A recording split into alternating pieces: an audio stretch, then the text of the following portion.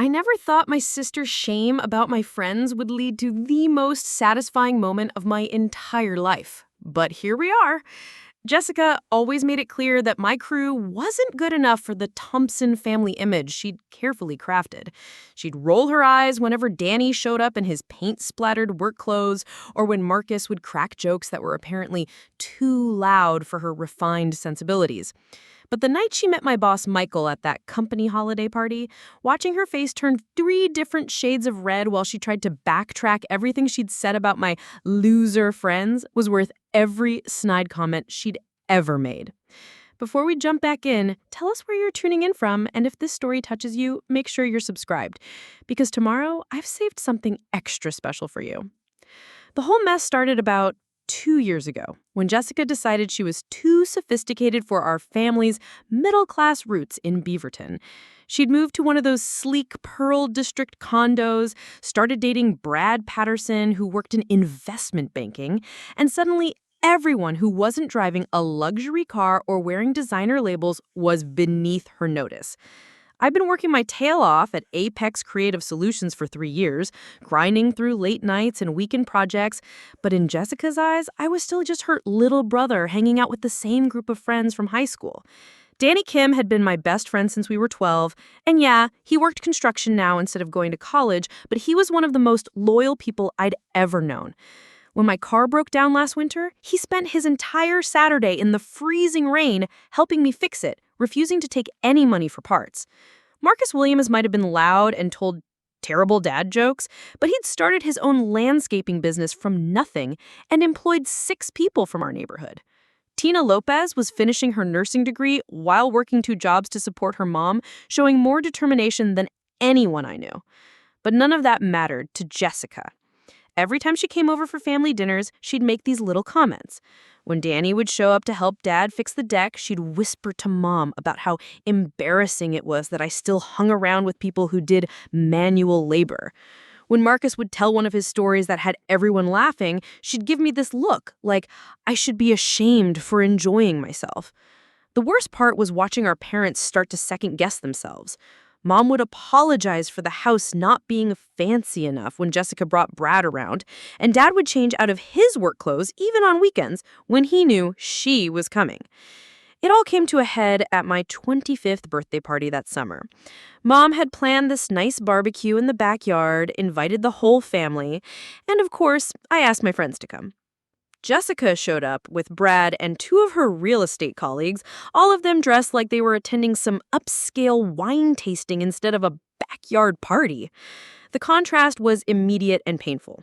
My friends were in shorts and t-shirts, Danny had brought his guitar, and Marcus was already making friends with my Uncle Tom by the grill. Jessica pulled me aside about an hour into the party, her voice tight with frustration. "Alex, this is exactly what I'm talking about. Look around. Your friends are completely out of place here. Danny's sitting on the lawn chair, tuning that beat-up guitar like he's about to perform at some dive bar, and Marcus is telling everyone within earshot about his latest job digging up someone's septic system. Do you realize how this looks to Brad's colleagues? They're successful professionals, and they're having to make small talk with people who think Olive Garden is fine dining." I stared at her, genuinely confused about what the problem was. "These are our neighbors, Jess. These are people who've known us since we were kids. Danny taught you how to change a tire when you were 17, remember? And Marcus employs half the guys from our old high school. What exactly are you embarrassed about?" She looked at me like I was being deliberately obtuse.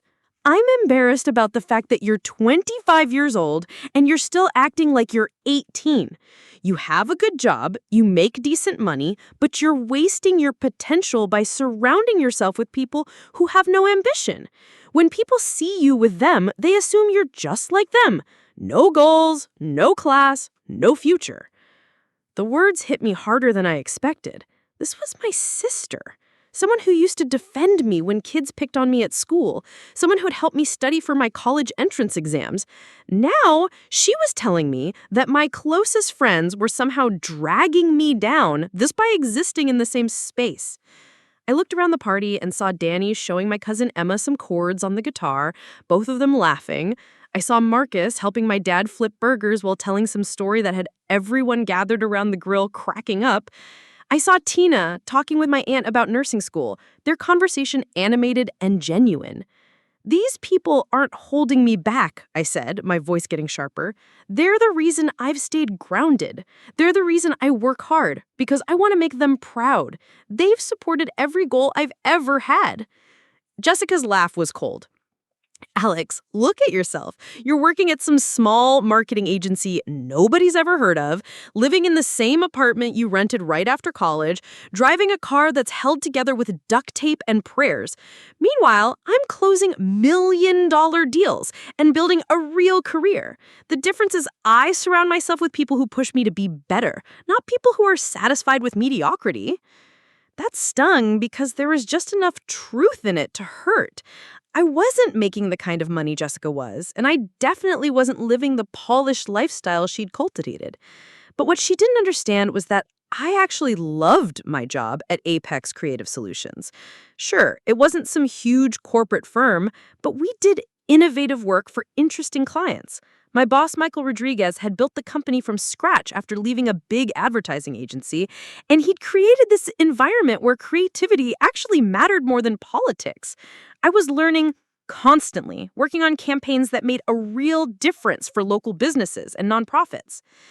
But Jessica wasn't finished. She glanced over at Brad, who was standing awkwardly by the beverage table looking like he'd rather be anywhere else. I'm trying to build something here, Alex. Brad's firm is looking at bringing me in as a partner, but that means I need to be careful about my image. I can't have people thinking my family is a bunch of blue-collar workers who don't understand professional etiquette. I need you to think about the bigger picture. The bigger picture. As if the Preparing and narrating this story took us a lot of time, so if you are enjoying it, subscribe to our channel. It means a lot to us. Now back to the story. What had been there for me through every important moment in my life were somehow obstacles to overcome rather than relationships to treasure. I wanted to argue with her to explain why she was wrong, but I could see Brad checking his watch and making subtle gestures toward the door. Jessica's colleagues were making polite conversation, but clearly counting the minutes until they could leave. "Fine," I said, my voice flat. "I get it. My friends embarrass you. Message received." She softened slightly, maybe realizing how harsh she'd sounded. "I'm not trying to hurt your feelings. I just think you could do better. You're smart, you're talented, but you're never going to reach your potential if you don't start associating with people who challenge you to grow." The party continued, but the joy had gone out of it for me. I watched Jessica and Brad leave early, citing some dinner reservation they couldn't miss. I watched my friends continue to have a great time, completely unaware of the conversation that had just happened. They were celebrating with my family, genuinely happy to be there, treating my parents with the kind of respect and warmth that Jessica's fancy friends had never shown. That night, after everyone had gone home and I was helping my parents clean up, Mom brought up what had been bothering her. "Alex, honey, do you think Jessica's right about your friends? I mean, she's done so well for herself.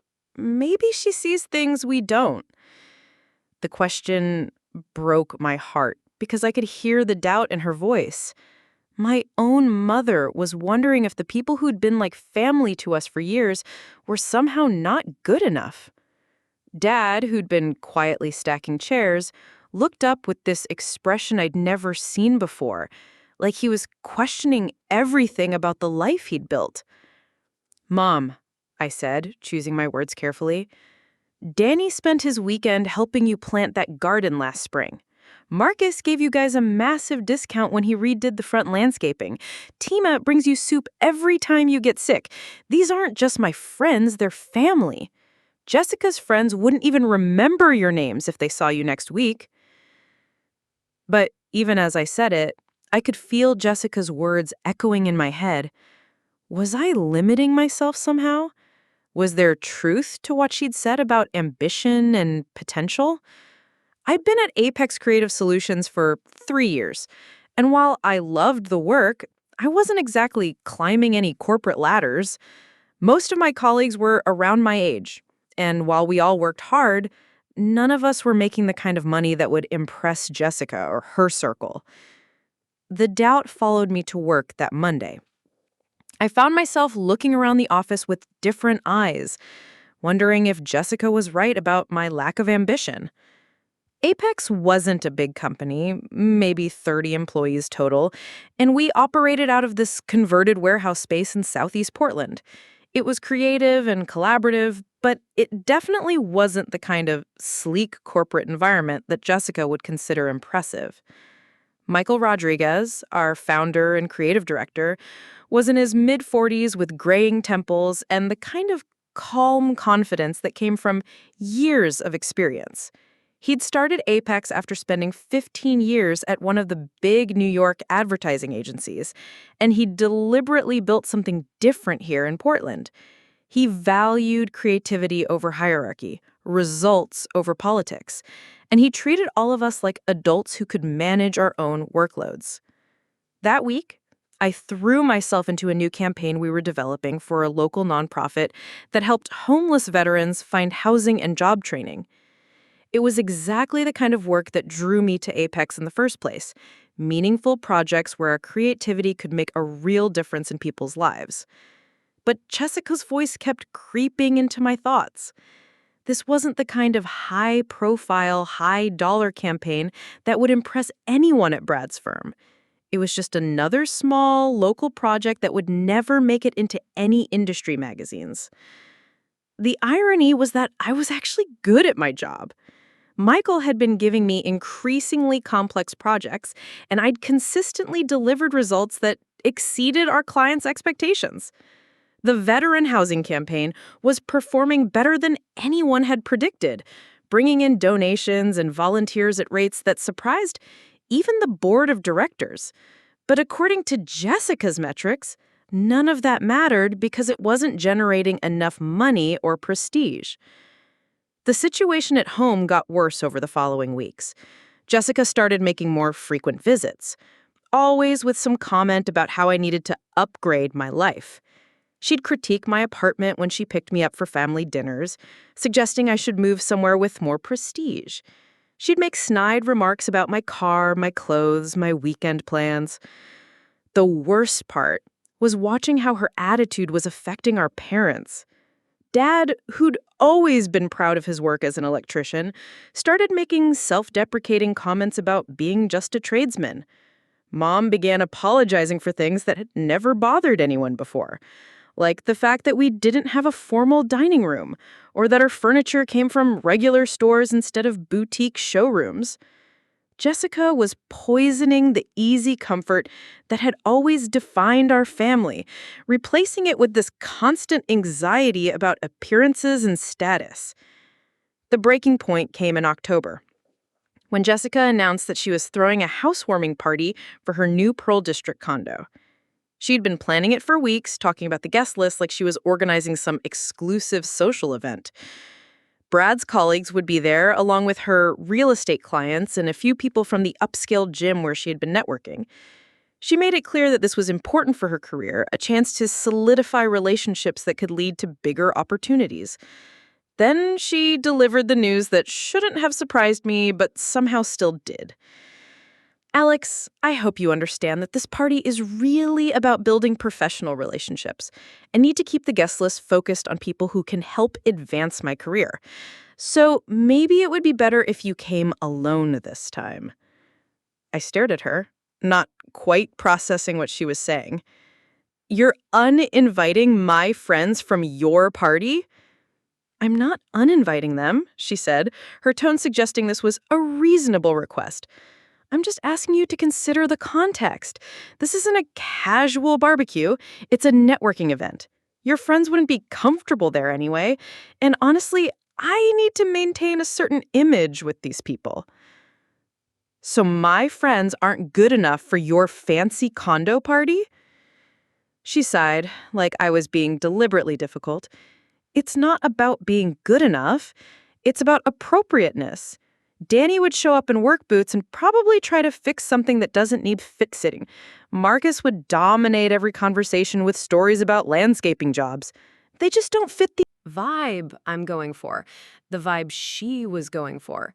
As if the people who'd known her since childhood, who'd celebrated every birthday and holiday with our family, were somehow incompatible with the new identity she'd constructed. I thought about all the times Danny had helped Jessica with various projects over the years, how Marcus had always made her laugh, even when she was stressed about school or work. Now they were inconvenient obstacles to her social climbing. Fine, I said. I'll come alone, but I want you to know how messed up this is. She looked relieved, like she'd been expecting more of a fight. Thank you. I know you think I'm being harsh, but someday you'll understand that image matters in professional settings. The people you associate with say something about who you are. Who I was, apparently, was someone whose oldest friends were now social liabilities. The whole conversation left me feeling hollow and angry, but mostly sad. I'd lost something important with Jessica, and I wasn't sure how to get it back. The sister who used to defend me from bullies was now essentially bullying me into abandoning the people who mattered most to me. The night of Jessica's party, I stood in front of my closet trying to figure out what someone wore to disown their entire support system. I'd bought a new shirt and dress pants, spending more money than I usually would on clothes because I knew Jessica would scrutinize every detail. I felt like I was putting on a costume, playing the role of the successful professional brother who didn't associate with construction workers and landscapers. The condo was everything I'd expected: sleek, modern, expensive, and completely devoid of personality. Jessica had hired caterers who served tiny appetizers that probably cost more per bite than Danny made in an hour. The guests were exactly what she'd promised: polished professionals who spoke in careful sentences designed to network rather than communicate. Everyone seemed to be performing some version of success rather than actually enjoying themselves. I spent most of the evening making awkward small talk with Brad's colleagues, who treated me with polite disinterest once they determined I wasn't someone who could advance their careers. Jessica flitted around the party like a social butterfly, introducing people to each other with calculated precision. She'd transformed into someone I barely recognized, all surface charm and strategic positioning. The worst part was how proud she looked when people complimented her on the condo, the food, the guest list. She kept glancing over at me with these encouraging smiles, like she was showing me what my life could look like if I just followed her example. But all I could think about was how much more fun I would have been having at Murphy's Pub with Danny, Marcus, and Tina, laughing at terrible jokes and actually caring about each other's lives.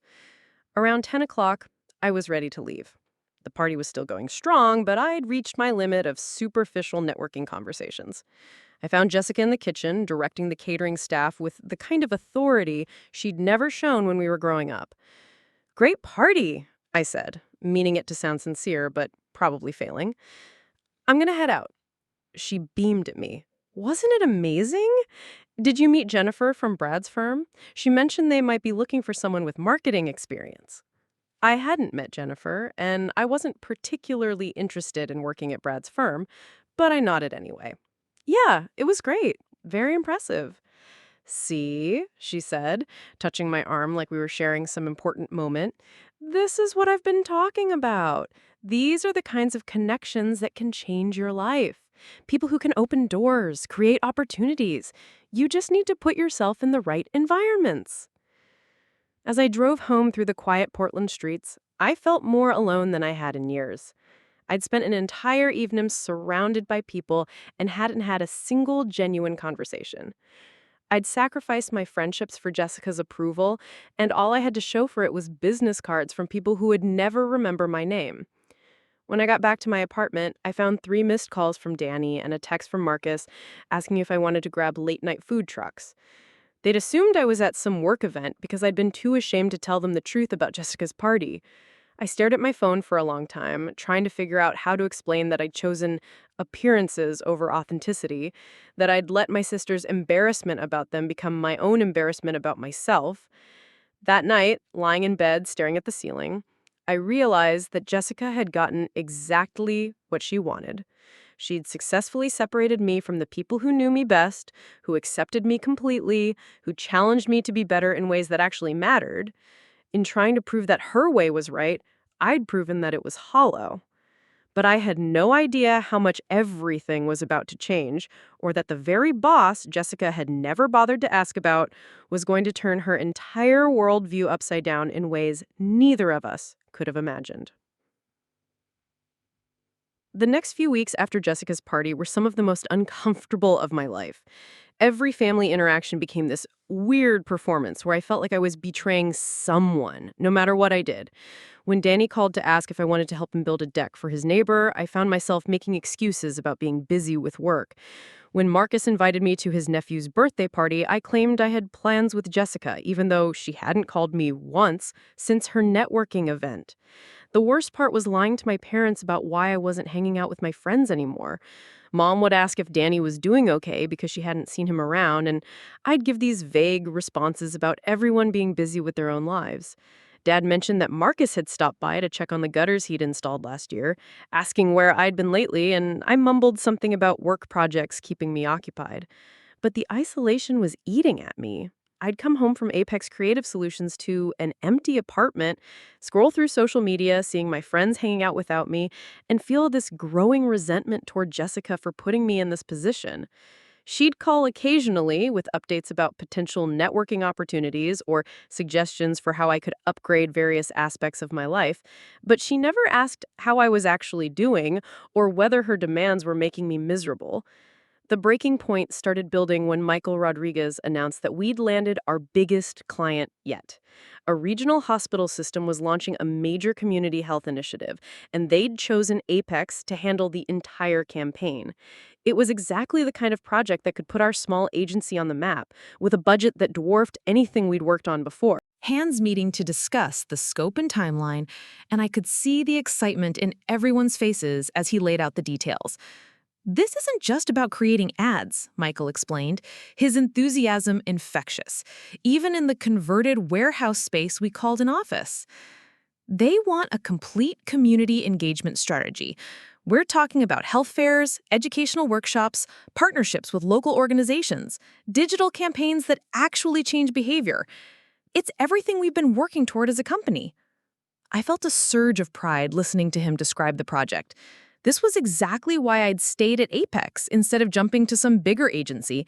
We weren't just selling products or services. We were genuinely trying to make people's lives better. The hospital system had chosen us over several larger firms, specifically because of our track record with meaningful community campaigns. But even as I threw myself into the hospital project, Jessica's criticisms kept echoing in my head. She'd never understand why I was excited about a healthcare campaign when I could be working on luxury car commercials or high-end real estate marketing. In her world, the value of work was measured entirely by prestige and profit margins, not by whether it actually helped people. The irony became clear a few days later when Jessica called with news about her latest career move. Brad's firm had offered her a position as their director of client relations, a role that would involve managing relationships with their wealthiest investors. She was practically vibrating with excitement as she described the salary, the benefits, the potential for advancement within the firm. "Alex, this is exactly what I've been talking about," she said, her voice triumphant over the phone. "This is what happens when you position yourself correctly, when you build the right relationships with the right people." Brad's partners noticed how well I connected with their high net worth clients, and now they want me to lead that entire division. I congratulated her because that's what brothers are supposed to do.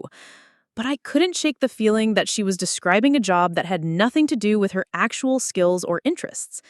Jessica had always been good with people, genuinely good at making connections and understanding what motivated others. But this new position sounded like it was about managing wealthy people's egos rather than building meaningful relationships. The contrast became even starker when she started describing her new expectations for our family interactions. The firm would be hosting several client events throughout the year, and she wanted to make sure our parents would be presentable if they ever needed to attend. She already talked to Mom about updating her wardrobe and suggested that Dad might want to downplay his work as an electrician in favor of calling himself a contractor. "It's just about framing," she explained when I questioned why our father needed to misrepresent his profession. "Dad does great work, but these clients don't understand blue-collar jobs. They're more comfortable with people who sound like business owners. The fact that she couldn't see how insulting this was to our father, who took enormous pride in his craftsmanship and had built a solid reputation over 25 years, showed me how far she'd drifted from our family's values. She was asking everyone to become different people to accommodate her new social circle, and she genuinely seemed to believe this was reasonable. Meanwhile, the hospital campaign was consuming most of my energy at work. Michael had assigned me to lead the community outreach component, which meant developing partnerships with local organizations that could help us reach different demographics. It was challenging work that required understanding the real needs of various communities rather than just creating glossy advertisements. I spent hours meeting with nonprofit directors, community health advocates, and volunteer coordinators throughout Portland. These conversations reminded me why I'd been drawn to marketing in the first place. When done right, it wasn't about manipulation or false promises. It was about connecting people with resources and information that could genuinely improve their lives.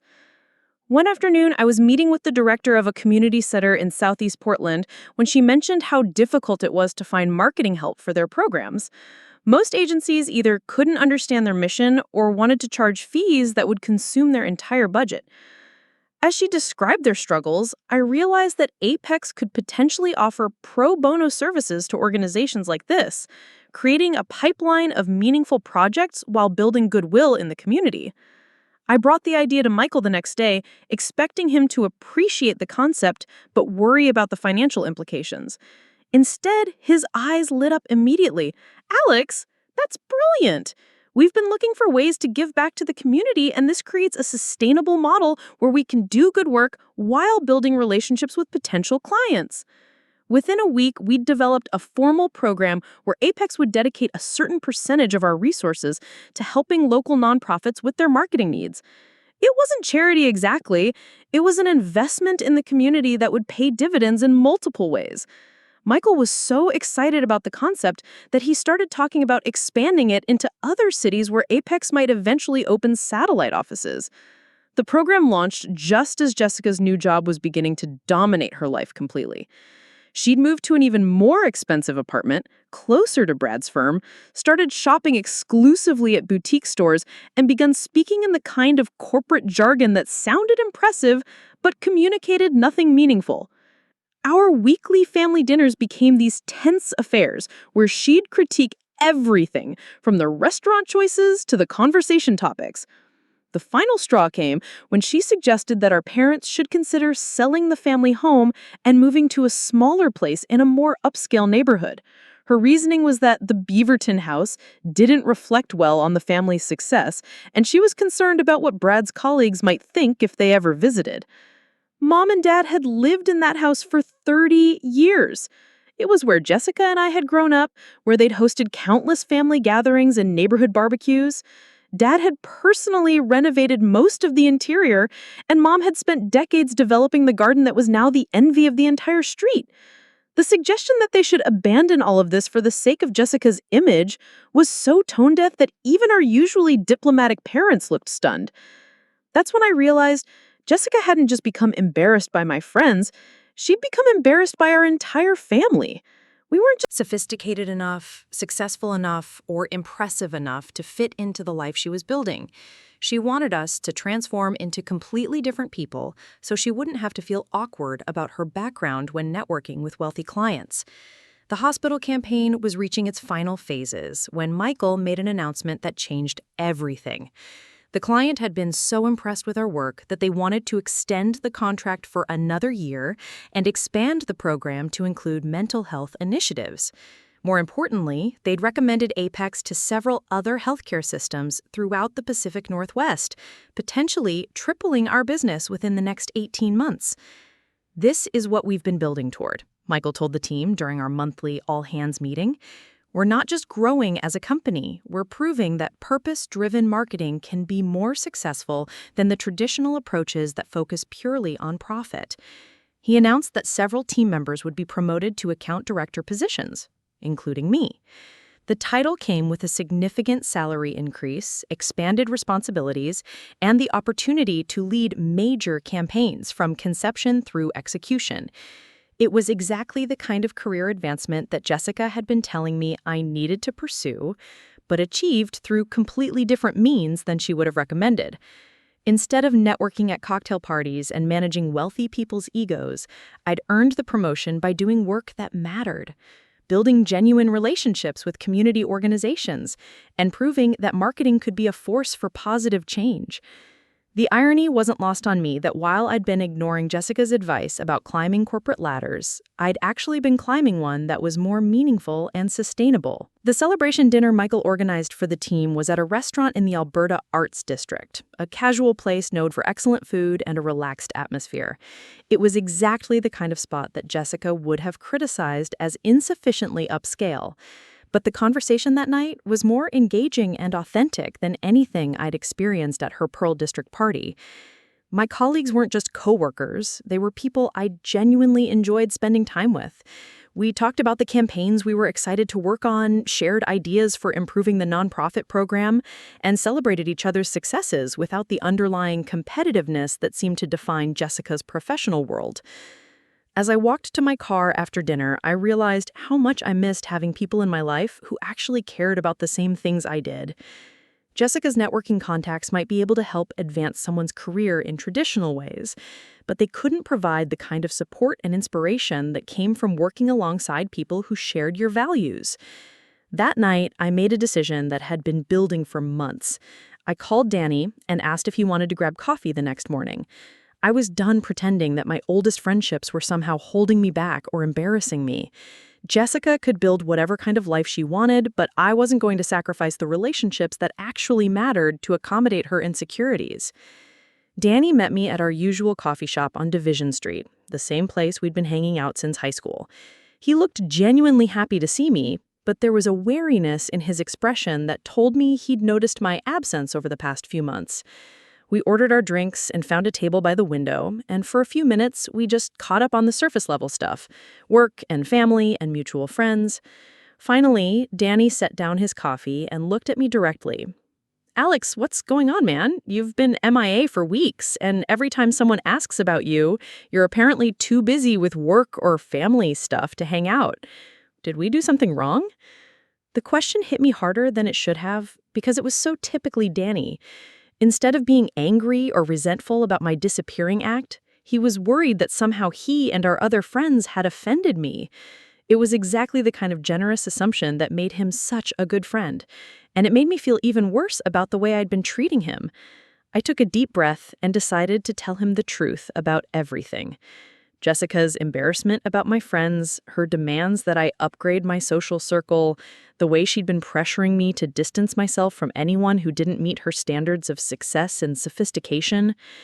As I talked, I watched Danny's expression shift from confusion to understanding to something that looked like pity. When I finished explaining the situation, Danny was quiet for a long moment. Then he started laughing, not in a mean way, but with genuine amusement. "Alex, your sister thinks we're not good enough for you? That's hilarious. Does she realize that Marcus employs more people than most of the small businesses in this neighborhood? Or that Tina's going to be a registered nurse in 6 months? Or that I make more money than half the college graduates we went to school with?" I hadn't really thought about it that way, but he was right. My friends weren't the underachieving losers that Jessica had characterized them as. They were all successful in their own ways, building careers and contributing to their communities. The difference was that their success didn't come with the kind of prestige markers that impressed Jessica's social circle. Danny continued, his tone becoming more serious. Brought out qualities in me that I valued. They challenged me to be more generous, more authentic, more willing to help others without expecting anything in return. The contrast with Jessica's world became even more stark during this period.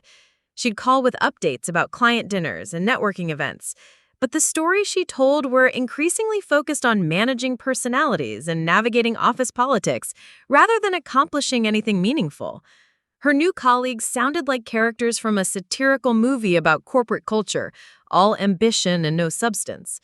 When she described her latest success, securing a major investment from a client who'd initially been skeptical of the firm, I found myself wondering what that actually meant for anyone beyond Jessica's commission and the firm's profit margins.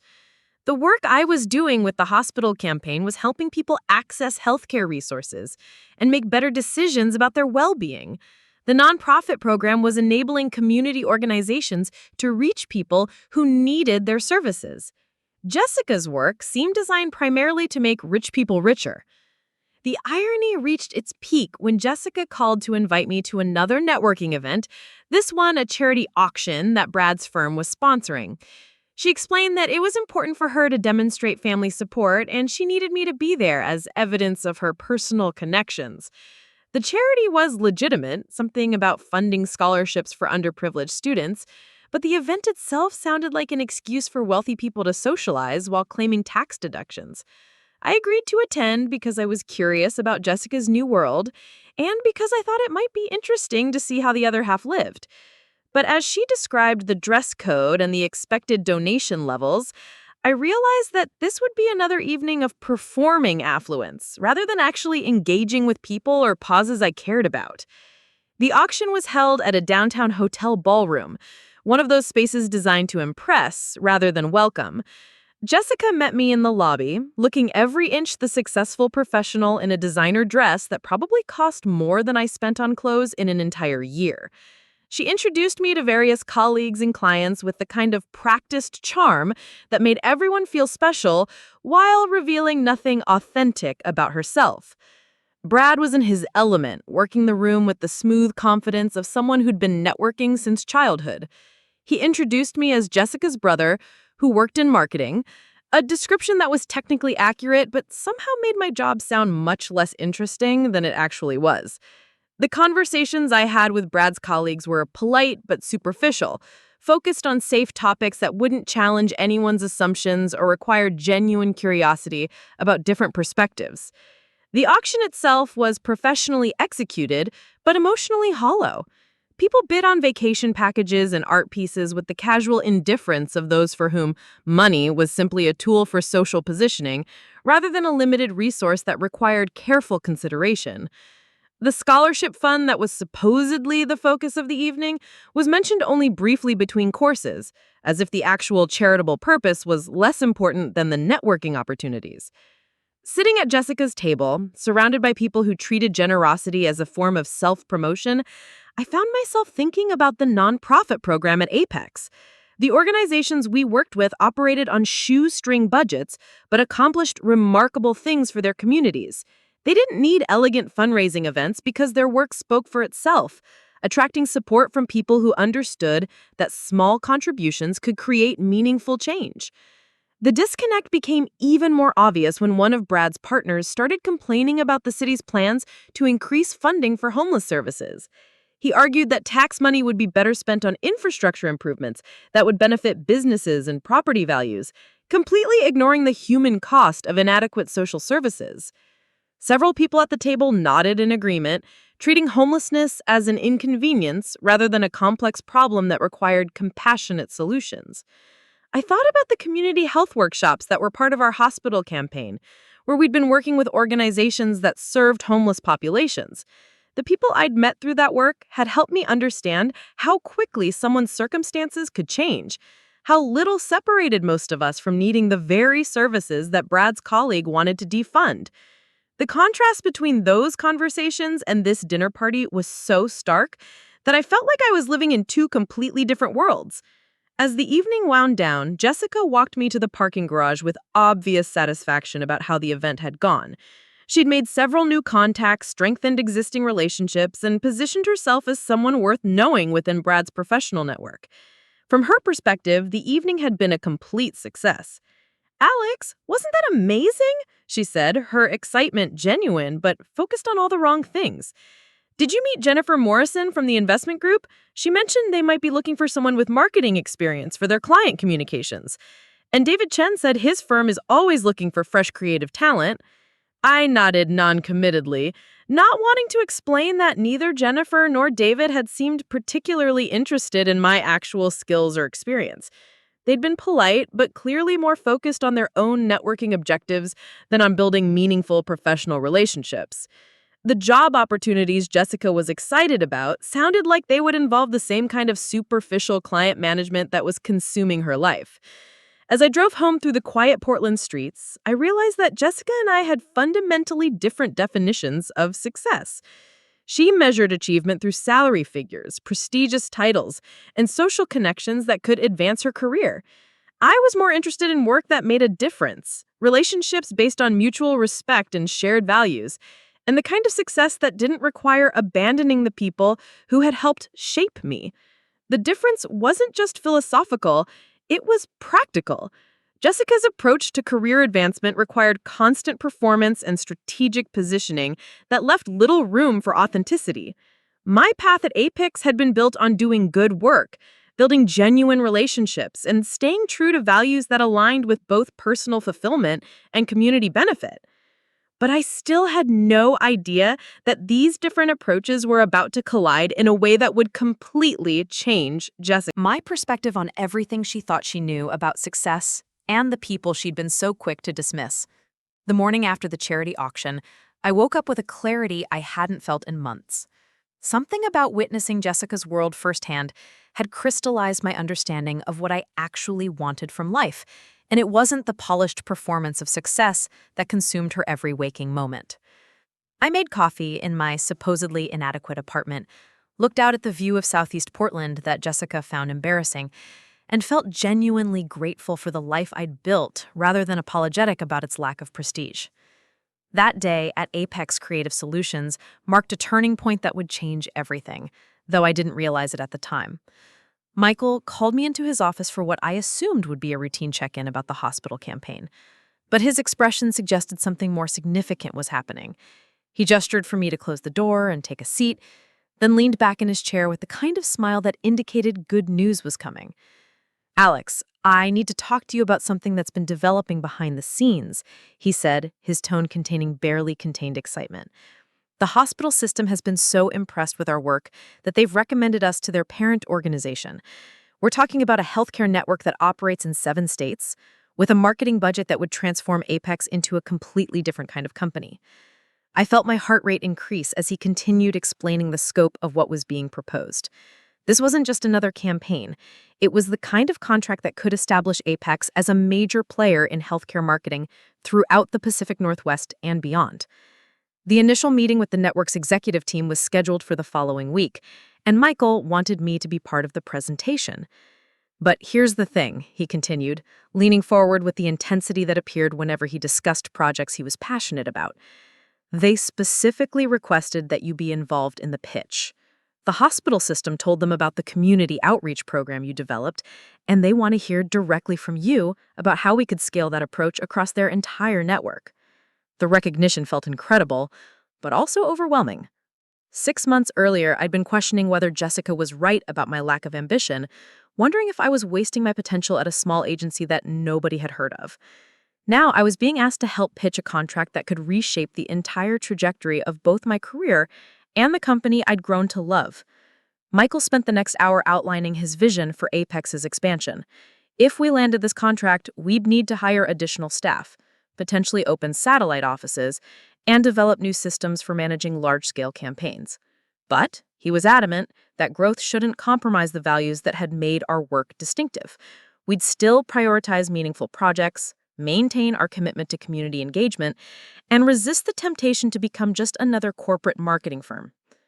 As I walked back to my desk, I realized that Michael was offering me exactly what Jessica had been insisting I needed to pursue, but through a path she never would have understood. Instead of networking my way into someone else's success, I'd built something valuable through authentic work and genuine relationships. The promotion and opportunities I was receiving weren't based on managing wealthy people's egos or performing affluence at cocktail parties. They were the result of creating campaigns that actually helped people. The irony became even more pronounced when Jessica called that afternoon to follow up on the networking contacts from the charity auction. She'd already reached out to Jennifer Morrison and David Chan, positioning me as someone who might be interested in exploring new career opportunities. Both had expressed polite interest in meeting for coffee, she reported, clearly proud of her ability to open doors through social connections. I listened to her enthusiasm about these potential meetings while sitting at my desk surrounded by materials for a healthcare campaign that was already changing lives in measurable ways. The contrast between Jessica's approach to career advancement and what was actually happening in my professional life was so stark that I almost laughed. She was trying to help me network my way into the kind of superficial success she valued, while I was already experiencing the kind of meaningful achievement she couldn't recognize. "Alex, you have to understand how rare this is," she said, her voice carrying the breathless excitement she reserved for social victories. "Jennifer Morrison doesn't meet with just anyone. The fact that she's willing to have coffee with you is a huge opportunity. You need to prepare for this meeting like it's the most important conversation of your career." I agreed to meet with Jennifer because refusing would have required explaining the entire situation with Michael and the healthcare network, and I wasn't ready for that conversation with Jessica yet. But as she launched into advice about what to wear and how to present myself, I found myself thinking about how different this felt from the recognition I was receiving at Apex. Michael valued my ideas and contributions because he'd seen the results of my work, not because someone had vouched for my potential based on social connections. The meeting with Jennifer Morrison took place 2 days later in a trendy coffee shop in the Pearl District, the kind of place where people paid $5 for drinks they could make at home, but needed the atmosphere to feel sophisticated.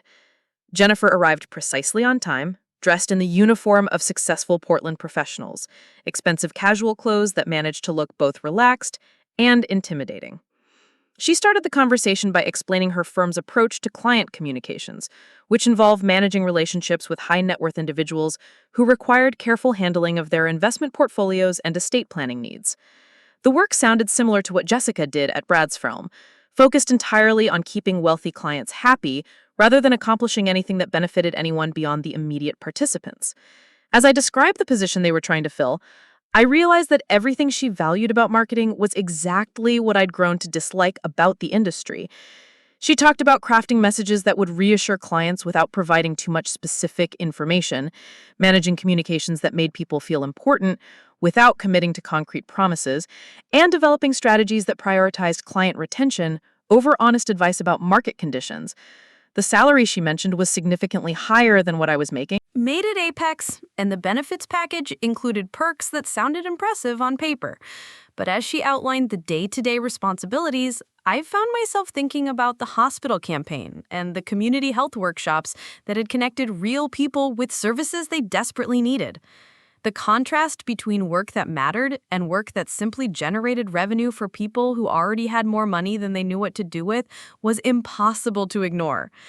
When Jennifer asked about my experience with high-end client management, I tried to explain the community outreach programs I developed and the nonprofit partnerships that had become central to Apex's mission. She listened politely, but clearly couldn't understand why I was focusing on projects that didn't generate significant revenue or prestigious client relationships. In her world, success was measured entirely by billable hours and client satisfaction scores, not by whether the work actually improved anyone's life. The meeting concluded with Jennifer expressing polite interest in continuing the conversation, but I could tell that my priorities and hers were fundamentally misaligned. She wanted someone who would be excited about managing wealthy clients' expectations and navigating the social dynamics of high-end financial services.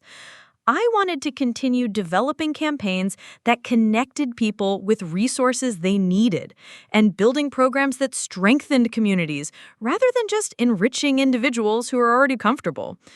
When I called Jessica to update her on the meeting, her excitement was immediate and overwhelming. She interpreted Jennifer's polite interest as a major victory and started planning my transition to what she saw as a much more appropriate career path.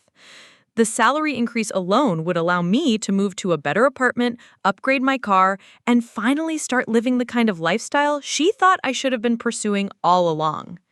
But you have to follow up strategically, she warned, launching into detailed advice about timing and messaging. Jennifer is busy and important, so you can't just send a casual email. You need to craft something that shows you understand the sophistication of their client base and the level of service they expect. I agreed to send a follow-up email, but as Jessica talked about strategy and positioning, I found myself thinking about the healthcare network presentation that was scheduled for the following week.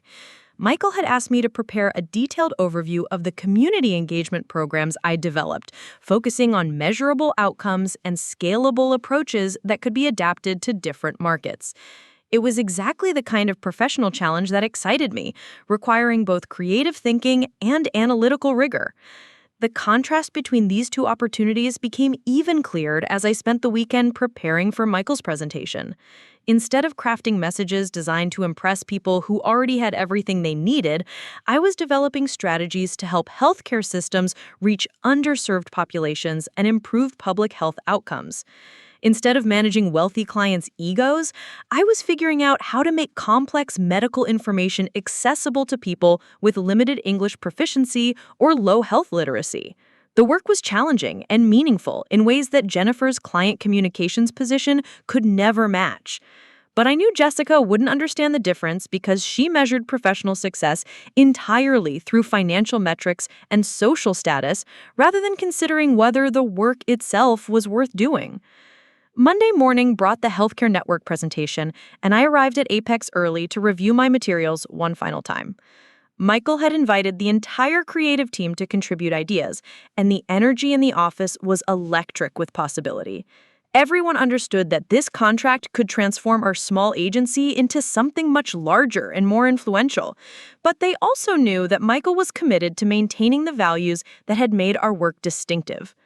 The Healthcare Network's executive team arrived at 10 o'clock sharp.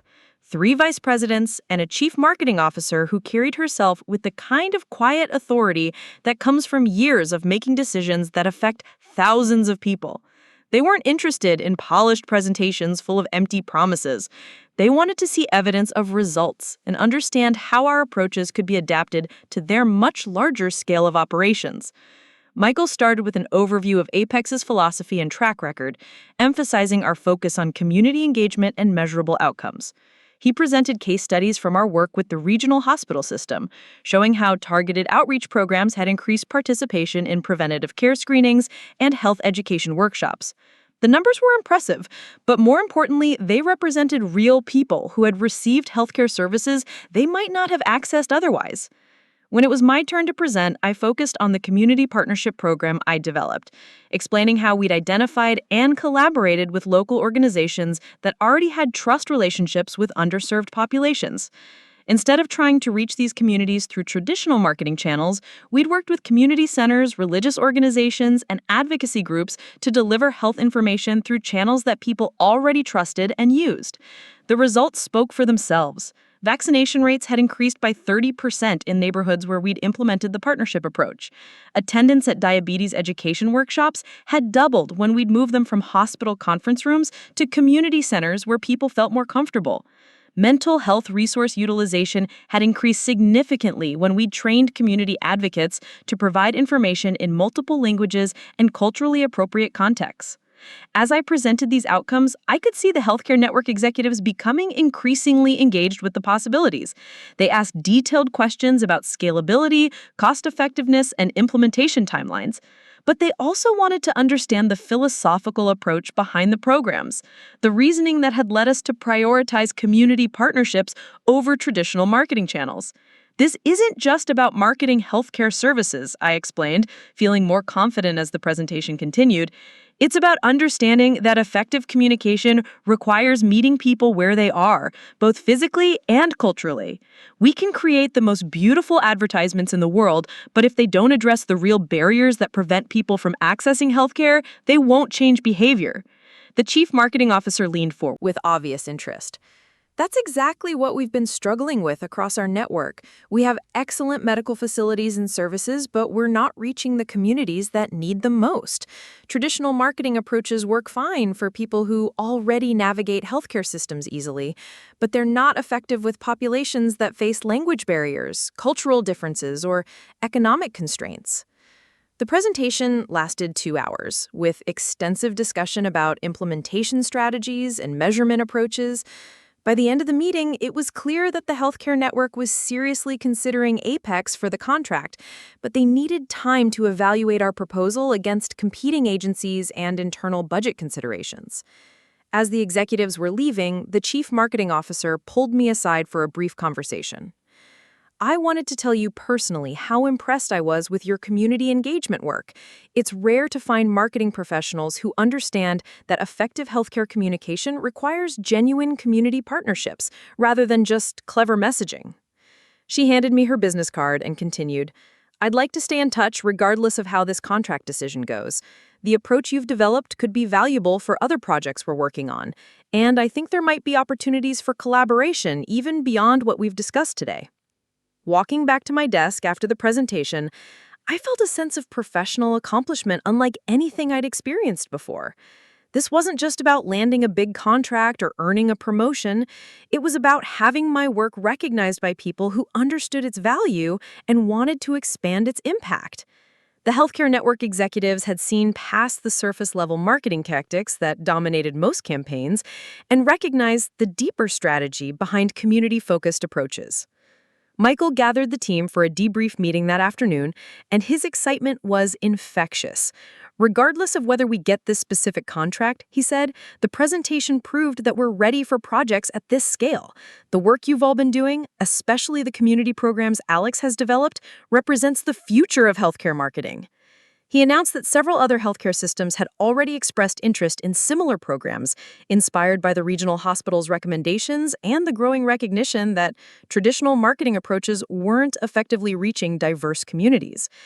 Even if we didn't land the network contract, we were positioned to become leaders in a specialized field that combined marketing expertise with genuine community engagement. That evening, I met Danny, Marcus, and Tina at Murphy's Pub to celebrate what felt like a professional breakthrough. As I described the presentation and the positive response from the healthcare executives, I realized how much I'd missed having friends who were genuinely excited about my success, rather than focused on how it might benefit their own networking objectives. Danny raised his beer in a toast. "To Alex, who's proving that doing good work and making decent money aren't mutually exclusive. I always knew you'd figure out how to make marketing actually help people instead of just manipulating them into buying stuff they don't need." Marcus grinned and added, "Plus, now when Jessica complains about your job, you can tell her you're literally saving lives through the power of creative communication. That should shut her up for at least 5 minutes." The comment about Jessica reminded me that I hadn't told my friends about her recent behavior or the pressure she'd been putting on me to distance myself from them. They had no idea that she considered them embarrassments to the family or that she'd been encouraging me to upgrade my social circle to match her new professional standards. Sitting there with people who celebrated my achievements without expecting anything in return, I realized how foolish I had been to let her insecurities affect my relationships with them. Tina, who was always the most perceptive of our group, noticed something in my expression. "Alex, is everything okay? You look like you want to say something, but you're holding back." I found myself telling them the whole story about Jessica's transformation, her embarrassment about my friends, and the way she'd been pressuring me to pursue the kind of superficial success that she valued. As I talked, I watched their expressions shift from surprise to understanding to something that looked like protective anger. When I finished explaining the situation, Marcus was the first to respond, his usual joking tone replaced by genuine seriousness. "Alex, I need you to understand something. Jessica's opinion of us doesn't matter at all. What matters is that you were starting to believe her nonsense about us holding you back." Danny nodded in agreement. "Man, we've been friends for over a decade. If you think we don't want the best for you, then you don't know us at all. The difference is that we define the best as you being happy and doing work that matters, not you making enough money to impress people you don't even like." Tina leaned forward with the kind of direct honesty that made her such a good friend. "Jessica can build whatever kind of life she wants, but she doesn't get to dictate your choices or make you feel ashamed of people who actually care about you. The fact that she thinks manual labor is beneath her family's dignity tells me everything I need to know about her character." Their support meant more to me than I could articulate, but it also made me realize how much damage Jessica's attitude had already done to our family dynamics. She hadn't just asked me to abandon my friends, she'd implied that our parents should be embarrassed about their backgrounds and careers. She'd suggested that the house where we had grown up wasn't good enough for her new social circle. She treated everything about our family's working-class roots as obstacles to overcome, rather than sources of strength and pride. The conversation with my friends continued late into the evening, covering everything from career decisions to family relationships to the broader question of how to define success in ways that didn't require abandoning your values. By the time we left Murphy's Pub, I felt more clear-headed about my priorities than I had in months. Jessica could continue building her polished professional image, but I wasn't going to let her insecurities determine how I felt about the people and work that actually mattered to me. Wednesday morning brought news that changed everything, though it would take several more weeks for the full implications to become clear. Michael called me into his office with barely contained excitement to announce that the healthcare network had chosen Apex for the contract. Not only had we won the initial project, but they'd expanded the scope to include mental health initiatives and community wellness programs that would require additional staff and resources. "This is transformative, Alex," he said, his voice carrying the weight of years of building toward this moment. "We're not just growing as a company, we're proving that purpose-driven marketing can compete with the biggest agencies in the industry." And they specifically requested that you lead the community engagement division. The title came with responsibilities I'd never imagined having at this stage of my career. I'd be managing a team of specialists in community outreach, cultural competency, and health communication. The budget for my division alone was larger than Apex's entire annual revenue from just 2 years earlier. Most importantly, the work would have direct, measurable impact on public health outcomes across 7 states. As Michael outlined the expansion plans and my new role, I found myself thinking about Jennifer Morrison's job offer and the path that Jessica had been encouraging me to pursue. The financial services position would have paid well and provided the kind of prestigious client relationships that impressed people at cocktail parties, but it would have required abandoning everything that made work meaningful to me. Instead, by staying true to my values and focusing on projects that mattered, I'd stumbled into the kind of career opportunity that Jessica insisted required strategic networking and social positioning. The difference was that my success was built on authentic relationships and proven results rather than superficial connections and careful image management. Michael spent the next hour discussing implementation timelines and staffing plans. Apex would need to hire 15 new employees within the next 6 months, and we'd be opening a satellite office in Seattle to manage the Washington state portions of the healthcare network. I'd be involved in recruiting and training the new community engagement specialists, developing standardized approaches that could be adapted to different regional contexts, and establishing partnerships with community organizations throughout the network's service areas. The scope of responsibility was both exciting and intimidating, but I knew I was ready for the challenge. The community programs I'd developed over the past 2 years had given me experience with exactly the kinds of partnerships and cultural competencies that would be essential for success at this larger scale. More importantly, I'd learned to measure success through health outcomes and community impact rather than just campaign metrics and client satisfaction scores. That afternoon, I called my parents to share the news about the promotion and the healthcare network contract. Their excitement was immediate and genuine, the kind of uncomplicated pride that reminded me why family relationships should be sources of support rather than anxiety about appearances. Dad asked detailed questions about the community health programs, genuinely interested in understanding how marketing could be used to help people access medical services. Mom wanted to know about the expansion plans and whether I'd be traveling to other states for the new projects. Neither of them seemed particularly impressed by the salary increase or the prestigious title, but they were genuinely excited about the work itself and the opportunity it represented to make a difference in people's lives. Their reaction reminded me of what I'd always valued about our family's approach to success.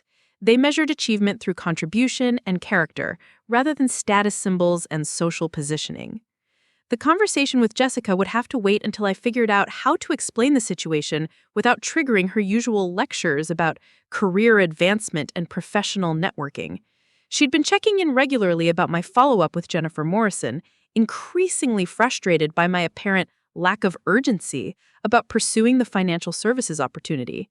She had no idea that I was already experiencing the kind of career breakthrough she thought required abandoning my current path. Friday evening brought an unexpected phone call that would set in motion the events that would finally bring Jessica's assumptions crashing down around her. Michael called to let me know that the healthcare network had invited Apex to present our work at a regional conference of healthcare administrators and marketing professionals. The conference would be held at the Portland Convention Center the following month, and they wanted me to be the keynote speaker for a session on innovative community engagement strategies. This isn't just about our contract, Michael explained, his excitement carrying clearly through the phone. They're positioning us as thought leaders in healthcare communication, and they want other organizations to learn from the approaches we've developed. This could establish Apex as the go-to agency for community-focused healthcare marketing throughout the entire Pacific Northwest. The speaking engagement represented a level of professional recognition I'd never imagined achieving at this stage of my career. Healthcare administrators from dozens of organizations would hear about the programs I'd developed, and the exposure could lead to consulting opportunities and additional contracts that would further expand Apex's influence in the industry. As I hung up the phone, I realized that everything Jessica had been telling me about career advancement and professional success was about to be turned completely upside down. She'd been insisting that I needed to network my way into prestigious opportunities and abandon my current path to achieve the kind of recognition she valued.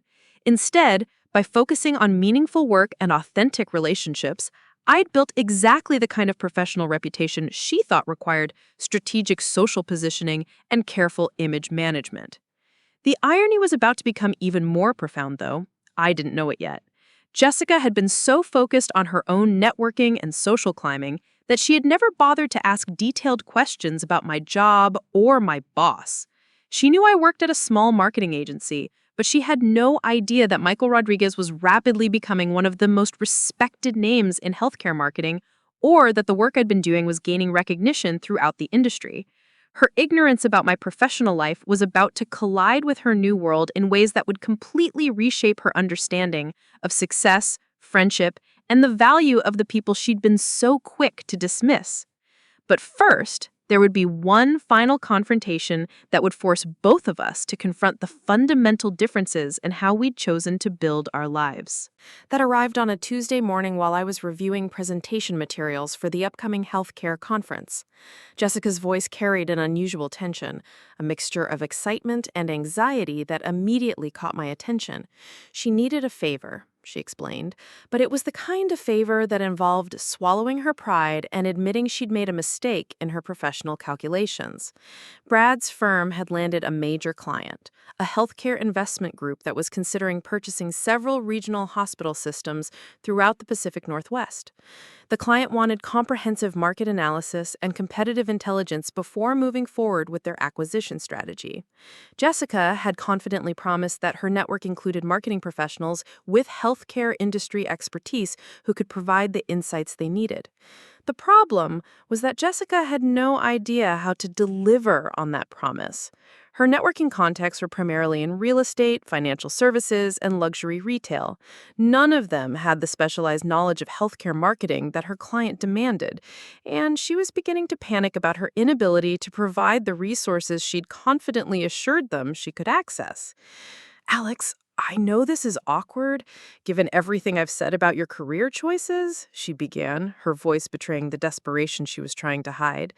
"But I'm wondering if you might know someone in healthcare marketing who could consult on this project. It would be well compensated, and it could be a great networking opportunity for whoever you recommend." I listened to her explain the scope of what the investment group needed: detailed analysis of community engagement strategies, assessment of public health partnerships, evaluation of marketing approaches that effectively reached underserved populations. Everything she was describing fell directly within my area of expertise. But she had no idea that the person she needed was her own brother, the one whose career she'd been trying to redirect for months. The irony was almost too perfect to be real. Jessica had spent years dismissing my work at Apex Creative Solutions as insufficiently prestigious, suggesting that I needed to abandon healthcare marketing in favor of more lucrative industries. Now she desperately needed exactly the expertise I'd been developing, but she was so disconnected from my actual professional life that she didn't realize I was the solution to her problem.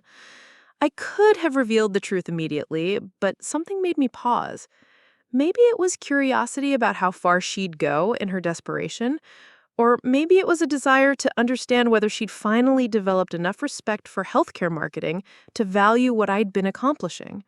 Instead of identifying myself as the expert she needed, I told her I'd reach out to my network and see who might be available for the consulting project. Let me make some calls and get back to you, I said, already formulating a plan that would force Jessica to confront her assumptions about my career and the industry she'd been so quick to dismiss. I might know someone who could help, but I'll need to check their availability and interest level. Jessica's relief was audible through the phone. Alex, I cannot tell you how much this would mean to me. This client represents a huge opportunity for the firm, and if I can deliver the kind of expert analysis they're looking for, it could establish me as someone who can provide specialized resources that other relationship managers can't access. After hanging up with Jessica, I sat in my office contemplating the situation I'd stumbled into. My sister, who had been encouraging me to abandon healthcare marketing for months, was now desperately seeking someone with exactly my qualifications to save her career advancement prospects.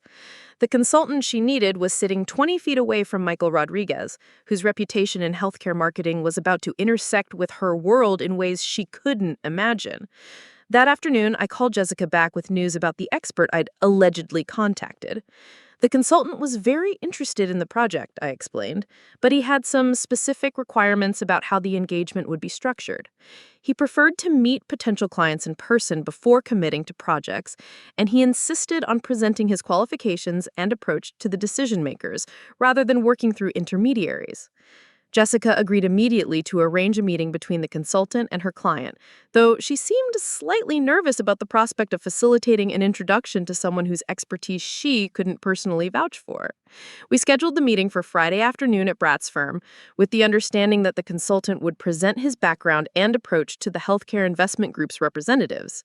The next 3 days were surreal as I prepared for a meeting where I would reveal my professional identity to Jessica while demonstrating the expertise she'd never bothered to understand. I developed a comprehensive presentation that showcased Apex's work with healthcare systems, including detailed case studies of the community engagement programs that had led to our contract with the regional network. The materials clearly identified me as the lead consultant and Michael Rodriguez as the agency principal, though Jessica had never asked about my boss's name or reputation.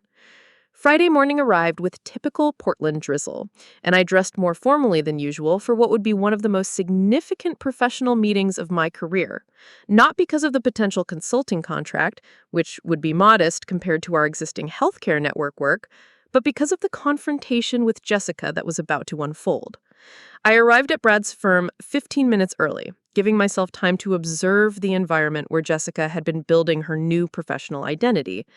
The offices were exactly what I'd expected. Expensive furniture, impressive views, and the kind of polished corporate atmosphere that prioritized appearance over substance. Several people moved through the reception area with a purposeful energy of professionals who measured success through billable hours and client acquisition metrics.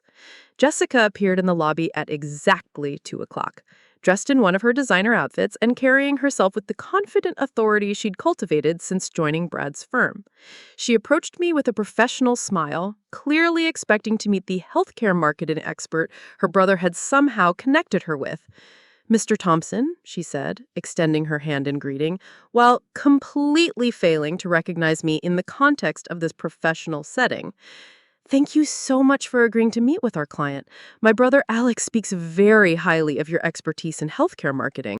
Healthcare marketing. The moment of recognition was everything I'd hoped it would be.